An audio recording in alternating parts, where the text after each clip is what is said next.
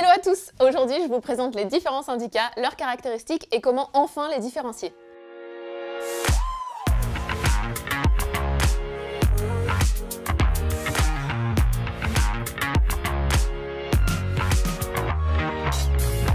Moi, c'est Kate.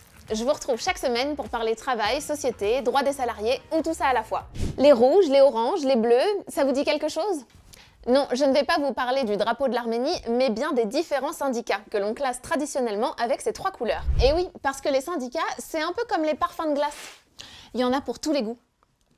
Pour faire court, on a d'un côté les contestataires qui privilégient l'opposition systématique contre l'employeur et le gouvernement, et de l'autre, les réformistes qui pratiquent le dialogue et recherchent le bien commun qui profitera à tous, les travailleurs, mais aussi les entreprises et la société dans son ensemble.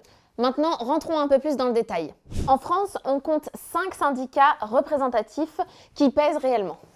Et ils ont tous des noms super faciles à retenir. La CFTC, la CFDT, la CGT, la CGT-FO et la CFE-CGC.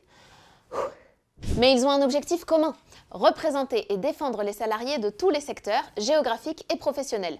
Ils négocient avec les employeurs et les pouvoirs publics. En France, notre histoire est marquée par un syndicalisme de la revendication et de l'opposition. Et encore aujourd'hui, certains syndicats envisagent le monde comme une lutte. La CFTC, elle, est fondée sur des principes chrétiens. Alors non, ça ne veut pas dire que vous devez aller à la messe pour adhérer, mais simplement qu'elle défend des valeurs comme la fraternité, la justice sociale, le respect. Parce que la CFTC n'aspire pas au conflit, mais à la paix. C'est plus facile comme ça.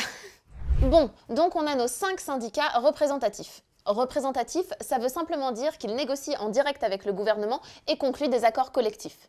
Et là, vous allez me dire « Mais Kate, ce pluralisme syndical, ce ne serait pas un sacré frein pour la négociation ?» Vous avez raison. Tous les syndicats n'ont pas les mêmes points de vue, ni les mêmes idées. Mais en réalité, la confrontation des idées est saine et indispensable à toute progression, du moment qu'elle aboutit à un compromis. Tous ensemble, les syndicats font progresser la condition des salariés. Alors on ne va pas se mentir, certains syndicats sont plus efficaces que d'autres et arrivent mieux à dialoguer pour faire avancer le débat. Mais l'essentiel, c'est de garder en mémoire l'importance du dialogue social et donc du syndicalisme. Pour aller plus loin, je vous laisse des liens vers des articles et des vidéos. Faites vivre le débat, commentez, partagez, parce que s'informer, c'est le meilleur moyen de se faire respecter. Je vous dis à bientôt dans une prochaine vidéo.